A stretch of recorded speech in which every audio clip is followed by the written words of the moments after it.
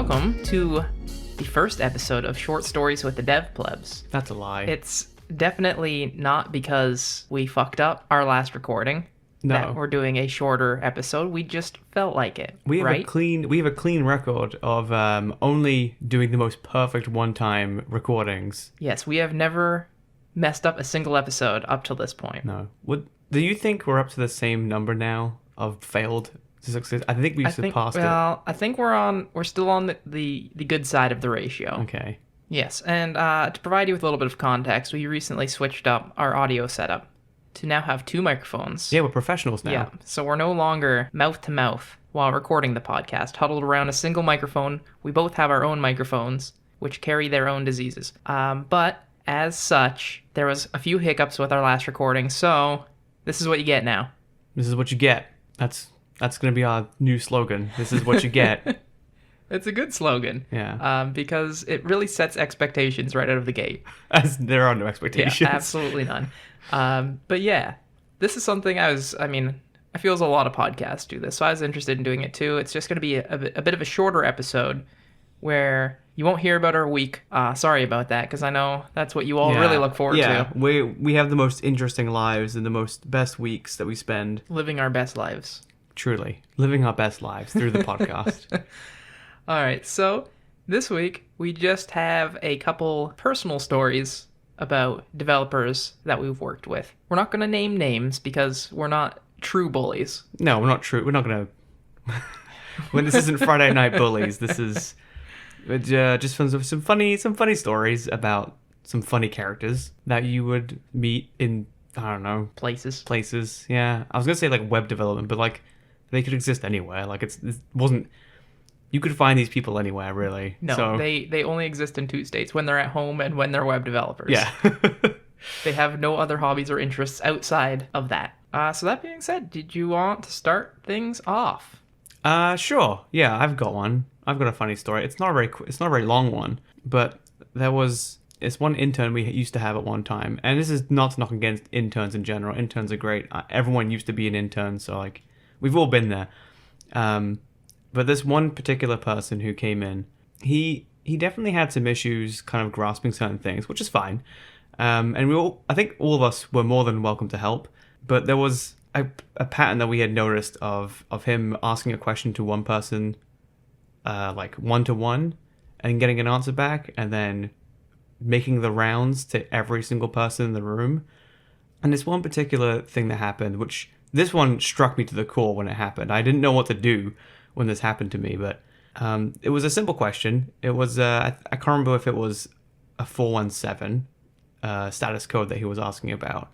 He just looked at me and was like, what does the status code mean? And in my head I'm like, well, this is a weird thing to know off the top of my head. Like so I tried to like guess it, and I think it was like, I can't remember, it was like an authorization exception or something like that. I forget what it is now, but at the time I gave him like a really small summary of what I thought it was off the top of my head.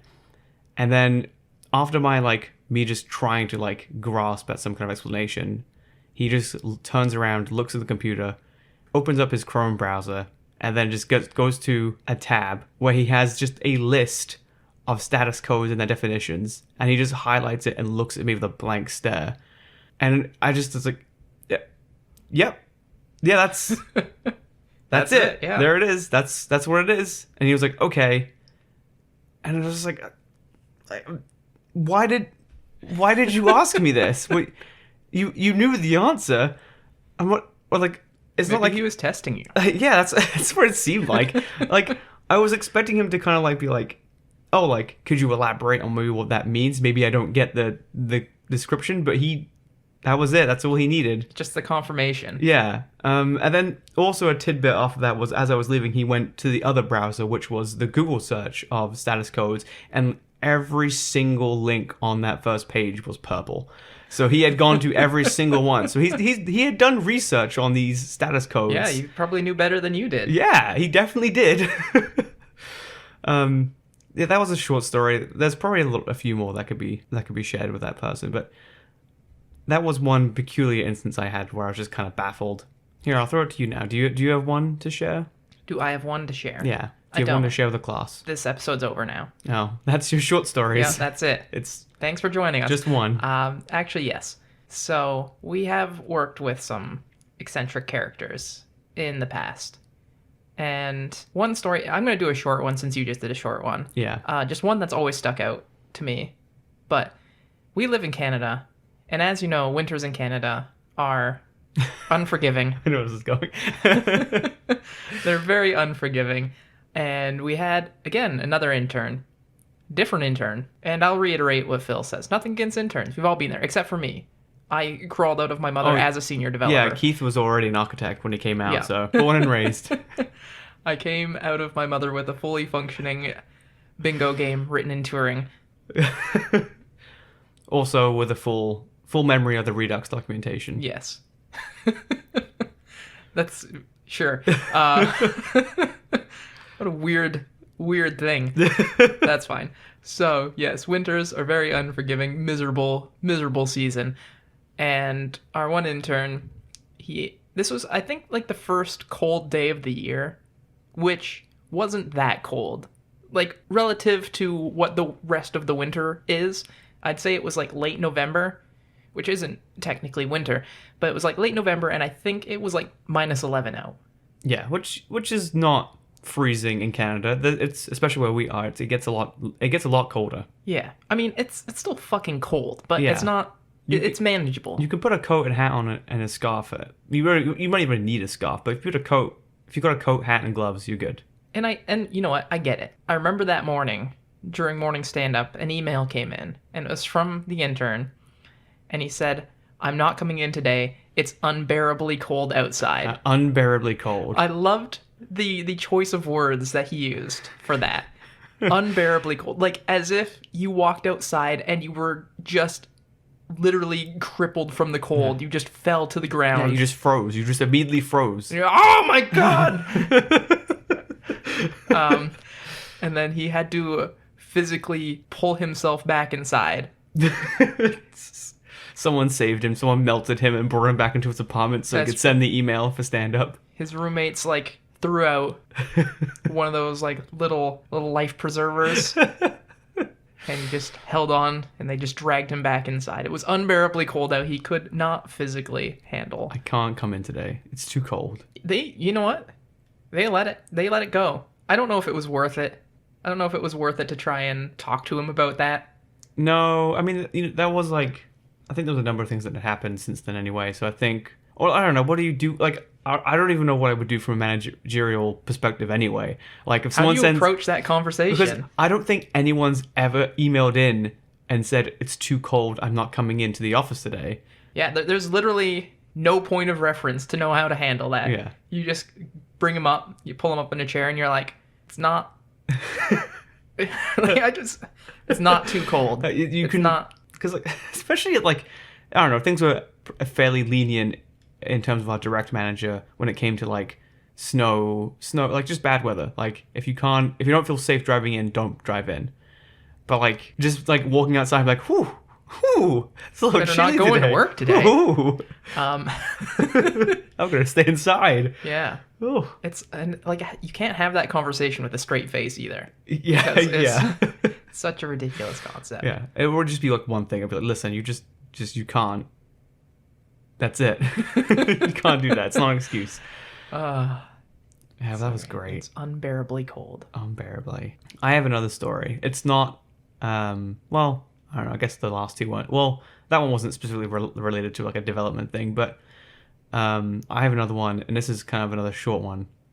And it was another weird instance that just doesn't leave my head. It stays with me forever, and I don't think it's ever going to leave my memory. But at one point in time, all of us at this one job we had, we would all go to get coffee together. It was like a ritual. We would all get up, and for better or worse, sometimes we would have like 3 or 4 coffees a day. It was a terrible time, but having coffee was great. And we had these 2 new people, and they wanted to start joining us for coffee, which is great. But then this one time, when we all went over there, one of them had filled up their mug of coffee first, and they were standing by the hallway exits out of the kitchen that we were getting coffee from.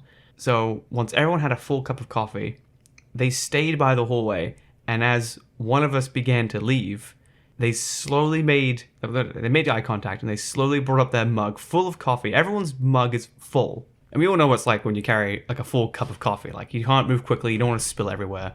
So this person decides to slowly reach out their mug and he just utters really quietly, "Cheers." And I guess like, okay, he wanted to clank mugs, but in order to do that, you have to be really slow and careful and really delicate and just this little ching. And after that was done with, and I was the poor soul that had to do that, he also looked to everyone else who was just leaving to also join in on the cheers. Everyone was obligated to then follow through with this very delicate clanging of cheers. So we're all just standing in this really like huddled small kitchen, just clanging our little full mugs of coffee delicately. And then the other new person, I guess, saw this, and I guess they felt like it was maybe some sort of weird ritual everyone had. So they also began to operate their own separate cheers section in the other end of the kitchen. So for a good like 5 minutes, I think we were all just circling around each other, just awkwardly clanging our mugs together, not understanding what was really going on, all because of this one person's strange idea. And I can't get that out of my head. Yeah. It was... And more people came into the kitchen, and then they got caught up in the same weird cult activity. Yeah. I don't know. And like, it sounds weird in retrospect. Like looking back on it, like people are probably like, why did you do that? But it's like, it was weird then. yeah, it was. But like, you just felt obligated. Yeah, like I mean, you don't want to leave someone hanging on a cheers, and even though It's like a high five. Yeah. But more intimate. Yeah, More and sexual. more. Yeah, it was a big sexual tension with our mugs clanging coffee. Yeah, it was very weird. I'm never gonna Also, forget like it. he was kind of just blocking the hallway, so there was no way to bypass him without you couldn't even cheersing. You couldn't even do like the whole like I didn't see you, I didn't hear you. Oh, whoops, sorry. Yeah, he But was I'm already right in gone. your way. And we had like these cheap glass mugs, and I was like, oh, I don't like cheersing these. It's gonna shatter into hot coffee and shards of glass. It's just don't clang. Don't do a clanging of cheers with coffee mugs. Just do it with Just don't do it, actually. anything else. Yeah. Actually, that reminds me of another story. I wasn't going to tell this one. Go for it. And I will mention who this story involves because it was you. Oh, was it me? Yes, and it happened in that same kitchen. And it also involved coffee. Okay. This is a good one. It is. Yeah, and it's probably best that you tell us and not my own perspective. Yes, so basically at that job, we had to make the coffee. And we would generally go in every morning because we were like the big coffee drinkers in the office, so we were always the ones who ended up making it in the morning. Yeah, that's true. And then everyone just kind of coasted off us. So you're welcome. Yeah, I know they're all listening. Anyways, one morning we were making the coffee, and I don't know if we were just tired or like at some point we fucked up the set of instructions. It was a very simple set of instructions. You know, you take out the canister. I don't know, the carafe. Yeah. You take out the carafe. You empty out the filter. You get a new filter. You pour some coffee grounds into it. You put it back in, and then you pour water in the top, and that's it. Yep. That's just the set of instructions. But for whatever reason, I don't know what happened, but Phil was pouring the water in, and all of a sudden, water just started pouring out of this machine from like every crevice. Even like spots that didn't look like water. Like they looked sealed, but water was still just shooting out. It was like a cartoon of like when like something overflows with water and you see like all the nuts and bolts popping from pipes and things and water spraying everywhere. It was exactly like that. It was like, yeah, and they put like a piece of gum to like block the hole, and then like new holes open up, like water sprouts out of this coffee maker. I mean, the clear conclusion was that there was just too much water in it. But we did have a container that had a very specific line drawn on it of like how much water it needed. Yeah, so and I don't know how it could have been. I know what happened to it. Someone had made a coffee right before us for the other carafe, and we were filling up the new carafe.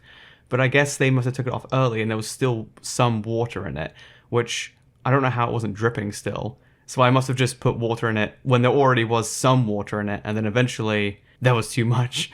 It was pretty hilarious. But the funnier part is Phil just entered a state of panic at this point, and he was like grabbing paper towel and just like there was nothing he could do. No, it was out of control. but like he was just trying to do damage control and like put paper towel down everywhere that the water was spraying. And then our direct boss walks in and just sees this scene happening of Phil scrambling, and he's like has a bowl, he's trying to catch some of the water in it. And then the co-founder of the company also walks into the kitchen at the same time to just witness this scene. Just one at a time each. It's like every one of Phil's direct superiors walked in to just watch this happening. No one helped. They just watched me and judged me. It lasted a really long time, too. It wouldn't stop. It wasn't just like worse. a 10-second thing. It just kept getting worse and worse. Like more and more water just somehow started coming out of this thing. Oh, it eventually stopped. Eventually. It took a long time. Yeah. And then you had to do the walk of shame back to my desk. And I don't think they like really said anything when they walked in the kitchen. They just looked and they're like, what the fuck is going on here? I don't blame them, I guess. I don't know what I would say if I walked in and saw that. Especially as they weren't getting coffee. They would always get Keurigs and then use the Keurig machine. So like they had no business with that. They would just walk in, see this horrendous mess, and just be like, well, good luck. It's funny because it's at your expense. Well, if we're going to have a short story episode about shit talks, we have to shit talk ourselves. It's true. Do you want me to have a story? I don't know if I have one to shit talk you. It's not fair. I mean, if you want, there's one story I can think of about myself, and that was we had a group chat on Slack. We would message like mostly whenever we wanted to get coffee, or we would just talk sporadically throughout the day as well. But someone one time mentioned if we should get coffee, and I went to reply, but what I did not realize is I was not in our channel, but I was in the general channel for the whole Slack. I was like, let's fucking do it. And I didn't realize it was in the general channel until someone messaged me, and they're like, hey, by the way, I don't know if you meant to post that, but you just said that in the general channel. And by the time I went to go delete it, one of the admins had actually removed it. So. Yeah, that was good for you. That wasn't the first time that you had accidentally messaged a channel you weren't supposed to either. There was one time where we were talking about JavaScript. No, you were having a weird bug issue with JavaScript, and you just went to message us saying JavaScript is fucking whack. But then you ended up sending it to our direct boss, which I think you were lucky enough that you edited it to be something else before he even noticed it. Yeah. I get really paranoid about that now. But you know what? JavaScript was being fucking whack, so... Yeah, I mean, to be fair, JavaScript is fucking whack. But yeah, I have a really bad track record with just messaging the wrong channels. It still sticks to me this day, where like I'll send a message, and then I'll start doing something, and then I will go back and check to make sure I sent it to the right person. Yeah, I've had that problem too. I've sent you some things before that I meant to send to my girlfriend. And I think I've done the opposite as well. Butthole pictures. Yeah, just butthole pictures. It's Phil's butthole. No, I meant to send it to you. Oh, okay. Thank you. Oh, whose turn is it now then? I mean, I guess it's yours, because I just told two at our expense. Good. That way the what do they say? The playground's been even? The playground. We have restored balance to the force. Yeah. And now we're going to fuck it up again. I guess I have another one. This one, I wish it exploded in a much more exciting way at the end. But we did have someone who needed to get brought on as a contractor. I mentioned in a previous episode that I had to deal with a framework called Magento, and that it's a pile of shit. Wow. Not holding back anymore, are we? No, sorry, Magento 2. The time of being cordial is over. That's what you get when you enter the short stories episodes. But none of us knew Magento 2. It's a PHP e-commerce framework, and none of us knew... Yeah, none of us knew PHP. None of us knew PHP to use it and build something that was a framework. It ticked all the boxes of the things you needed. No, it didn't. Except for, being able to use it. Use it, yeah. Having developers who could possibly work with it in any capacity. Yeah. On paper, it sounds like it would, but it just wasn't there. They can learn it. It's like WordPress, but for e-commerce. And then except for the ecosystem sucks. And it's really slow. It's really slow. It's slower than the previous version. But because of all those reasons, the company was like, well, I guess we should look for some kind of contractor who specializes in this, which is very difficult to find, especially in Ontario, Canada. So if you're in Ontario, Canada, and you want a job, become a Magento developer. And then you can have a job at like 2 or 3 places. Yeah, 2 or 3 places will be looking for you. But you'll be the only one they can get. So we were on the hunt for a Magento contractor to come in, and I don't know, I guess the idea was they were going to come in and probably like do a bulk of the setup work, and then they would want to have them pass knowledge on to some of us, so that way we can all eventually just know Magento and keep working on it, which is very a bold way to go about it for a contractor to just come in and just teach everyone and leave. But it was very difficult to find these developers, and there was this one person who got hired, and the first time I interacted with this person was amazing and awkward. He just like walked in the morning. It was like 9 o'clock. Everyone had already come in and started working. And the first thing he says when he walks in is, "Hey, what's for breakfast?" And he has this big grin on his face. And I don't know, no one usually ever says that when they greet people. So I assumed it was some weird quirky greeting he had. So I was just like, yeah, like that's a good one. And then he just looked across the room and was like, "What's for breakfast?" Again. And at first I was like, oh, is he making sure, does he want a response? Or does he make sure everyone heard? So I did another like, yeah.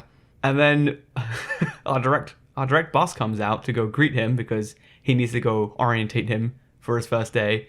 And he says to him directly, "What's for breakfast?" And then you're like, oh, no, this dude really wants breakfast. He's actually asking for what's for breakfast. He's hungry and he wants breakfast. Which, the great thing about that was, upon realizing that's what he was actually asking for, our direct boss didn't know that still. So he just completely ignored it and just had a regular conversation in the morning and just walked away with him. I guess that guy maybe is more accustomed to places that had catered breakfasts, maybe, or I don't know what he was getting himself into. This company was by all means not in an area where you would think that would be a thing. It's not like we were downtown Toronto living in a crazy cool startup or anything. Yeah, but that's a great idea for a t-shirt. Yeah, what's for breakfast? What's for breakfast? Yeah, I mean, it's one of those other things that doesn't leave my head. It is just a weird thing to walk into a room and say. Yeah. Unless you're coming downstairs and somebody has made breakfast.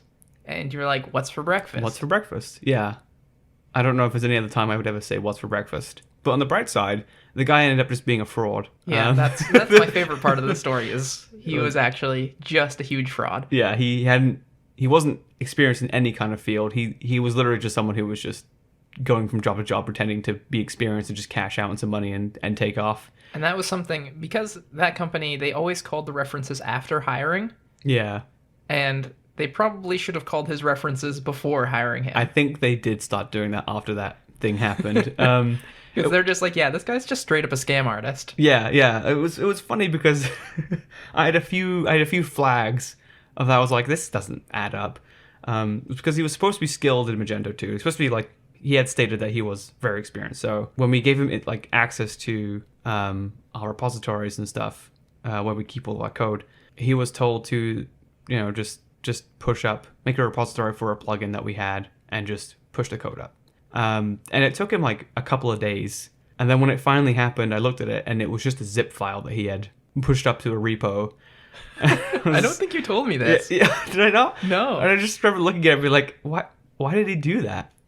And then I think it was also the .ds store file that was also in there that I think it's Explorer Finder has. You just told me about how he gave very vague answers during the interview. Oh, so I wasn't in the interview. But that was what. Yeah, so like, I think it was right before his first day. Another manager had come up and went to our direct boss and was like, "Hey, like, how did you think that went? Did you notice any red flags at all? Like, I can't tell if his like answers to any of the questions were like too generic or not to tell if he actually knew what he was talking about. I have no idea." Which I guess, I don't know. I think my direct boss also just didn't. Maybe they just gave him a chance. I don't know. So that was one really early red flag that I was like, whatever. That's probably nothing. And then the zip file thing happened, and I was like, okay, that's weird. And then the what's for breakfast thing happened. Then what's for breakfast happened.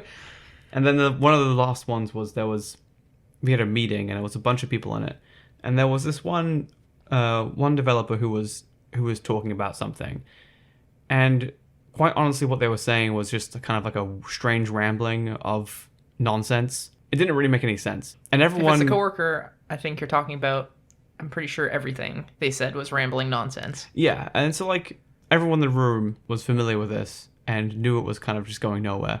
But then I had noticed the new guy, the fraudster, was like nodding his head with his arms folded, like agreeing like, yep.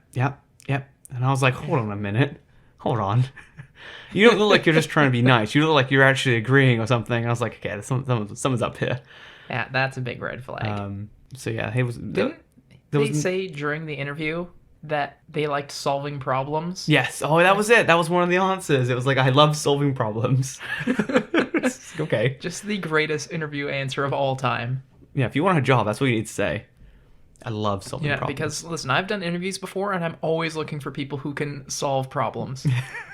Because there's so many problems at work. Yeah, and that's the problem. I mean, like, you could ask, do you like to solve problems? And they go, no.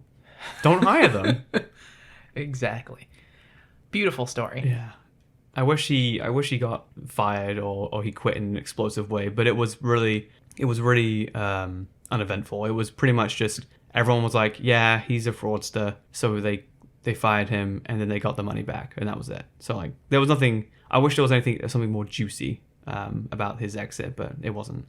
Speaking of, we should have done this earlier because we had one person who refused to come into work for a specific reason. There was another intern. Fucking interns, huh?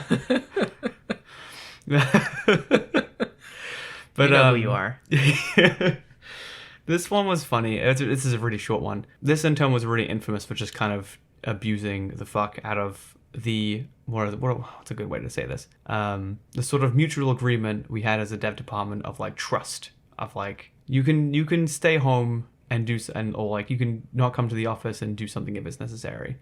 And he would just abuse the fuck out of it. He would just come up with every excuse he could think of to not come in. And the greatest thing was that I guess he just, I don't know, we carpooled a little bit. So he would... God, that was such a terrifying time. Oh yeah, he was a terrible driver and I was terrified every time we were driving. He would always drive so fast and just recklessly. Yeah. And then he would be like checking out girls on the drive and I'm just like, oh my God, man, like stop. Yeah. One, you're being a pervert.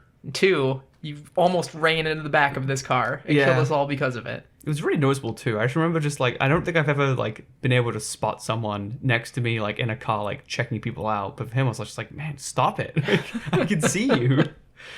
There's so many actually just driving related stories with him. Like he was always so late every time that he was the one driving for the carpool. We'd just be like standing outside and we had to leave like 15 minutes ago and he still hasn't shown up. Yeah, then I'd be like, hey, are you coming? If you're not in here, I have to leave. He'd be like, no, I'm just like 5 minutes away. And then it'd be like 10 minutes or 15 also, minutes. He would sleep in a lot too. So like he just wouldn't show up. Even more than me. He would sleep in more than me. And I have a pretty bad history of sleeping in.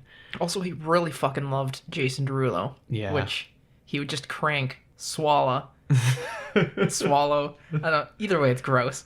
Just crank it at max volume while he's just flying down the highway. Yeah. Not a good time driving. Anyways, continue with your story. Sorry. Yeah. Well, again, this is very short, but so he would text me real reasons of why he wasn't coming in, which was always great to compare like the real story and and then the reason he would give our boss or whatever, or he would email in. But this one time, as he was trying to get into the gym and he was working out a bunch, and I got this text message in the morning saying, hey, I don't think I can come in. I did leg day yesterday. I can't get out of bed. And I was just like, what? Like, look, I've done leg days before. Believe it or not, I've done leg days before at the gym. They suck the next day. They suck throughout usually the whole week. But they're not that bad. I don't know what he did.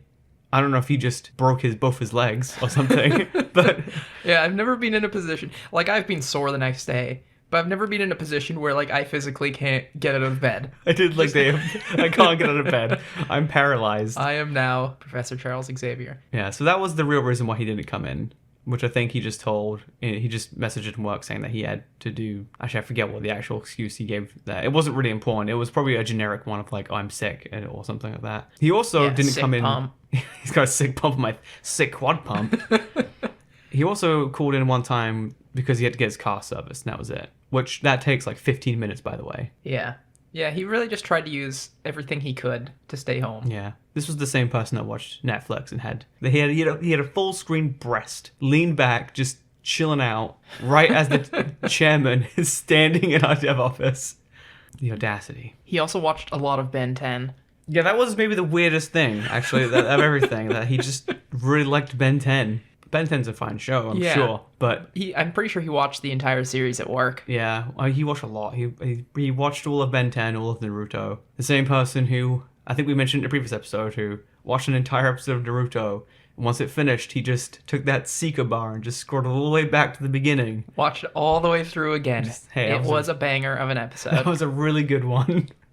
Or maybe he fell asleep during it, who knows? Well, I guess that brings us to our final story. Our final story, and we're going to end with a real banger.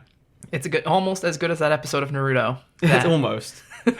You're going to take this Seeker and you're going to swipe it back to the beginning of this story instead of the beginning of the podcast. Yes, and I have to preface this with, at the time, it didn't seem like a big deal, but like in retrospect, looking back at it now, like...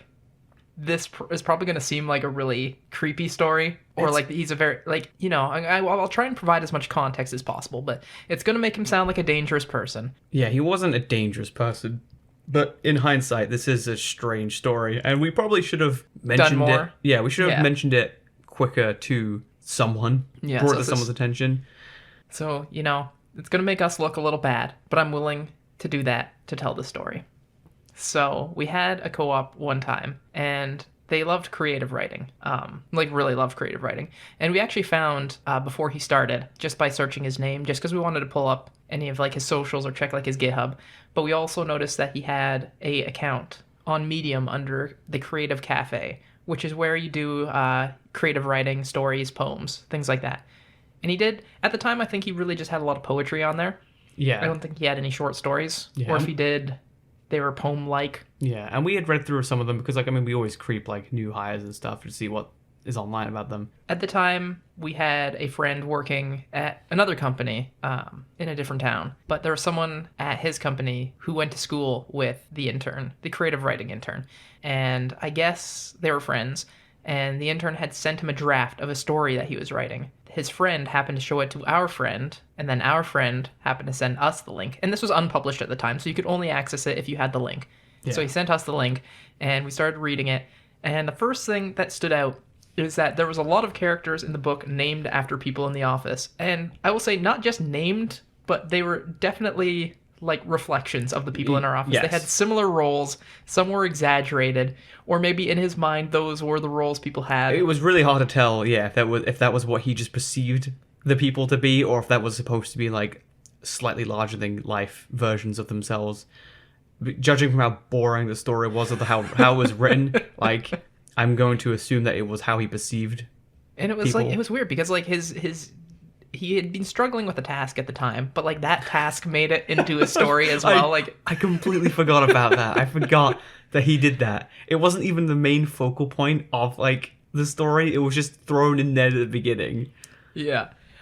So at first, whatever. It sounds like a fun, dumb little thing. But the big red flag was he had a relationship. Well, not a relationship, sorry. There was a kind of romantic subplot in the story of him with a girl who happened to be named after the HR coordinator at our work. What a coincidence. What a coincidence, right? Yeah. Although it was more of I would maybe say it's more of a crush. Because it wasn't two-way, it was only one way. Yes, because you're about to find out that this story just devolves into an incel power fantasy. Yeah, it starts off really boring and really sad. Not in a teary way, just sad. Yeah, he mostly just talks about how miserable he is and how he wishes he was good at anything. And that was because of the problem at work, right? That was because of the issue that he couldn't solve, the bug. That was why he was feeling sad in the story. I think. It may be. I can't remember now. I don't know. His poetry was also very self-deprecating as well. Yeah. I think he was just sort of a sad person. Yeah. But So in the story, he and his crush, for whatever reason, there's an assignment happening, and they have to make charts and graphs. Specifically, that's just their task. That's like, what all web developers have to do, by yeah, the way. we have to stay late to do the charts and graphs. Yeah. But then his crush is like, "Oh, my grandma's sick, so like I'm gonna go look after my grandma." And he's like, "Okay, I'll do the charts and graphs." And then this is my favorite part of the story: is he just in the story he's just like, "Oh, that's fucking boring." And then he just straight up says that he just goes home to like watch Netflix instead and doesn't do any of the work. It's amazing because like it starts off with like, oh, like don't worry, like we're gonna get through this and we're gonna do it. And then as soon as she dips, he's like, yeah, well, fuck this. No one's watching me now. I'm just not gonna do it. Who cares if it's at the expense of my coworker who trusts me to do it? And I told them to leave because you can leave it with. He told her to trust him. And then 5 seconds later, it's like, no, I'm bored. But earlier, no, it was. I guess when he goes home that night to just like not do anything, just ignore his work responsibilities. Mm-hmm. He makes a wish at 11:11, the master number, and he says, "I wish I was a better person, or there was a better version of myself." Or he's like, "I want to be the better version of myself." I don't know exactly what his wish was, but essentially the next day he has a doppelganger. It's just the better version of him in every way. A physical manifestation of a better version of himself. Yes. And he like all the charts and graphs get finished because his doppelganger just does them. Yeah. And like the house is cleaned, and his doppelganger like called his mom and hung out with her. And cooked her dinner. Yeah, and cooked her dinner. I guess this is what his idea of the better version of himself is. Yeah. One thing I'm really confused at is that how did he not run into himself until like the next evening? Like how did he not notice him making the charts and graphs in his own apartment before he left, and then just hanging out in his house the whole day? Listen, you like that is? Are you saying that that's the biggest leap of logic in the story? Because I think there is much more things to be concerned about. Yes, 'cause things get weirder. Things do get weird. Because for whatever reason, the better version of himself is also super homicidal, which I'm not sure if that's like reflective of his personality. Like he thinks that the better version of himself would be a murderer. Like, is that what he's trying to say there? Yeah, I honestly think that he just is such a bad writer that he just fell into the cliche of like, Clone? The evil clone thing where it's all like, oh, but the problem is that he, unlike most of those cliches when that happens, it isn't addressed at this by fact, by the narrator of the story, that this other version or clone is better, is objectively better. Whereas that's what he's done. So his story is saying that the better version of himself is an evil version or a sinister homicidal version of himself.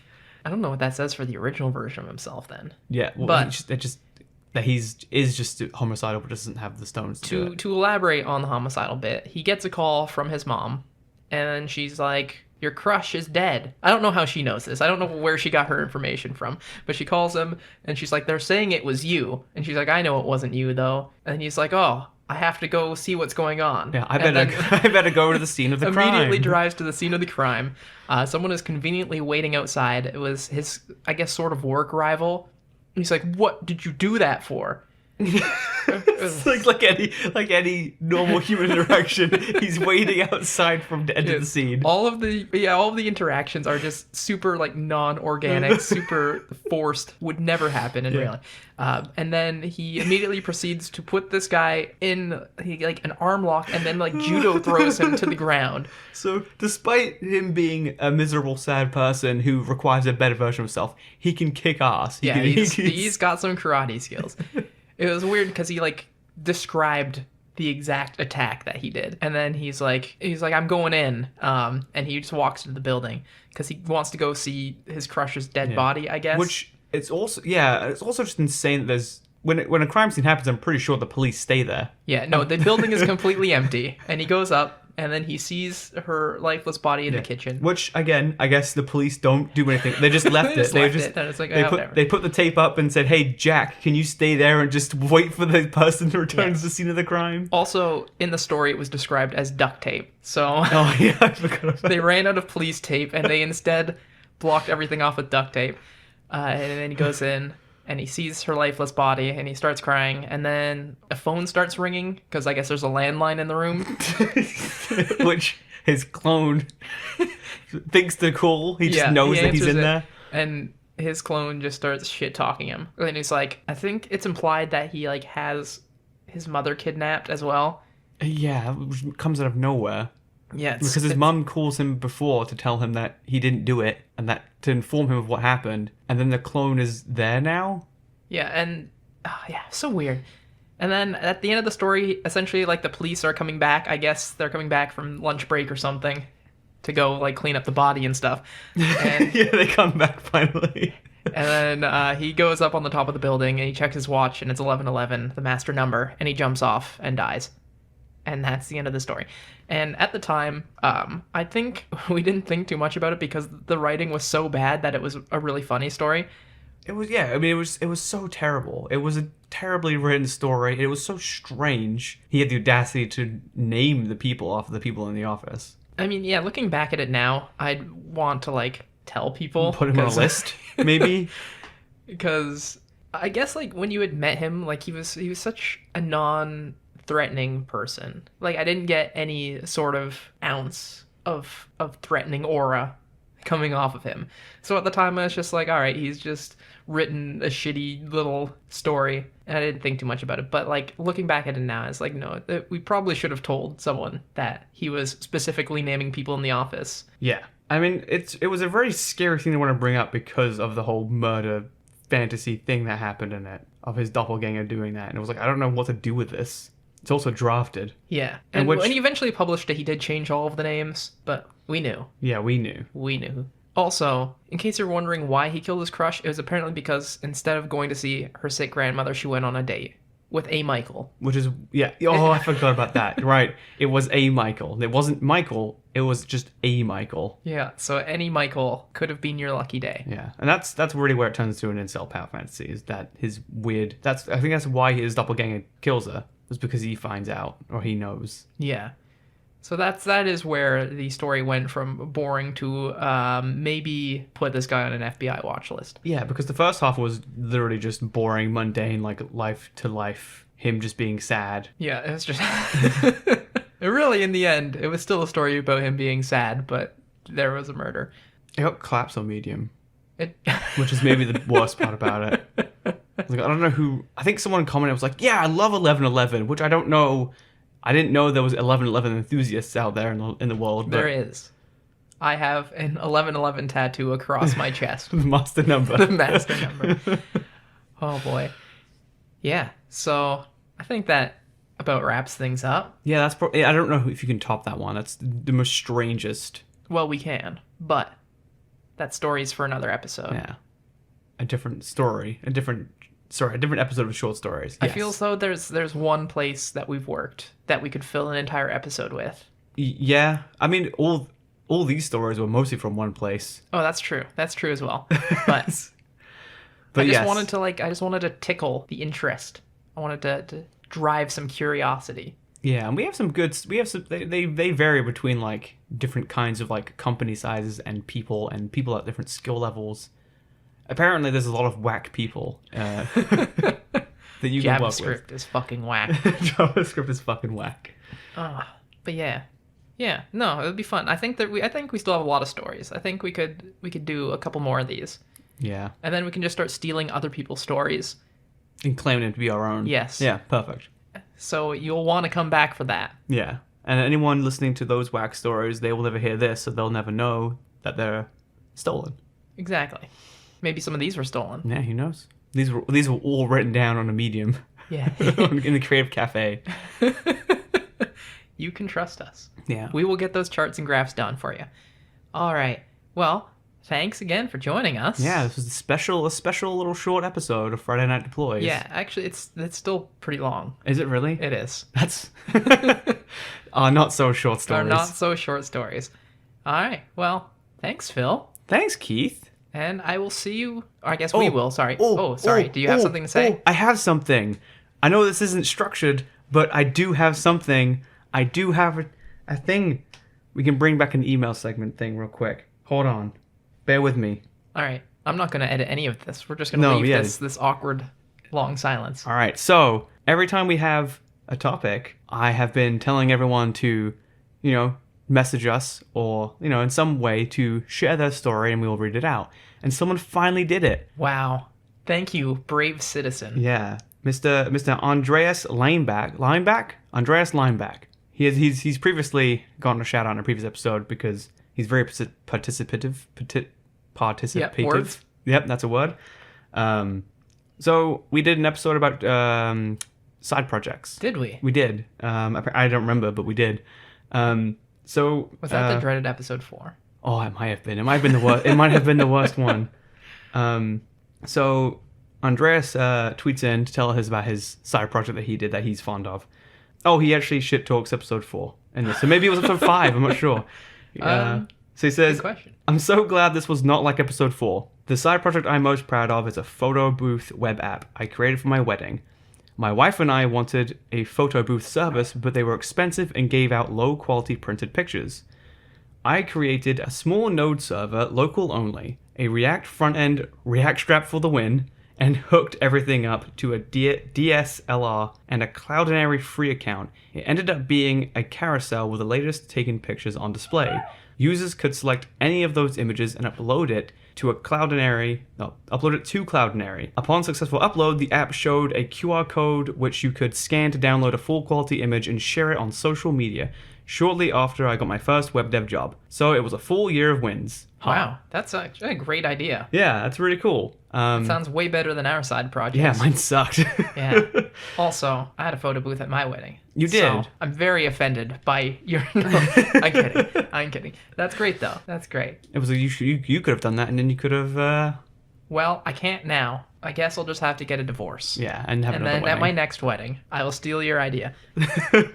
But yeah, so thank you so much. If anyone else wants to message, well, I guess you can message in this time still. You can message in if you have any funny developer stories. Yes, and we can steal them. Yeah, and then we'll read them out. We won't claim they're our own. No, Probably, but we kind of will.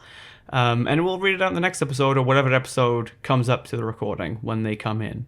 Because I think the side projects was a few episodes ago. So whenever they come in... I don't know, we just have so many episodes. I just forget all of the ones that we've done. Yeah, we're up to the 7th season now of DevPlebs Friday Night Deploys, right? Every episode is a season.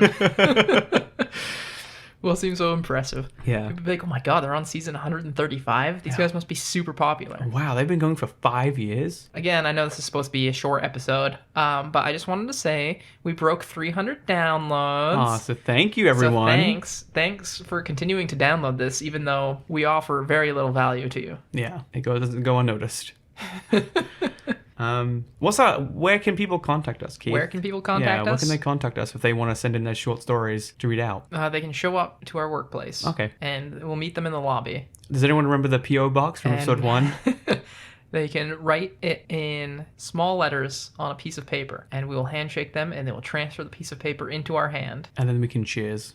So people can reach us at... Did we mention... We did. Last episode we did. Okay. So I can't remember because we have so many fucking failed episodes. I don't know which content was lost in the void. Who knows? But we have a website and we have an email address. Yeah. And that email address that you can reach us at is deadbeats@devplebs.tech. That's deadbeats as in my father. Sorry, that was dark. It's okay, he doesn't listen to the podcast. No, he definitely does. I'm sorry. Deadbeats@devplebs.tech. That is the email address you can reach us at. You can reach us at our Twitter. You can pull out a Ouija board and summon us from the void. Yeah, we might answer. It depends on the time of the day. It's true. We are very busy doing otherworldly things. Yeah, haunting other people. Yeah, haunting them. Yeah. Love haunting. I love haunting so much. It's so good. Nothing makes me hornier than a good haunting. Jesus Christ. So whatever. That's a good way to end it. Is it? Yeah. Sure. I'm so sorry to everyone that has to listen to this. Yeah. To the 300 people that download this podcast. But okay. we'll be back with our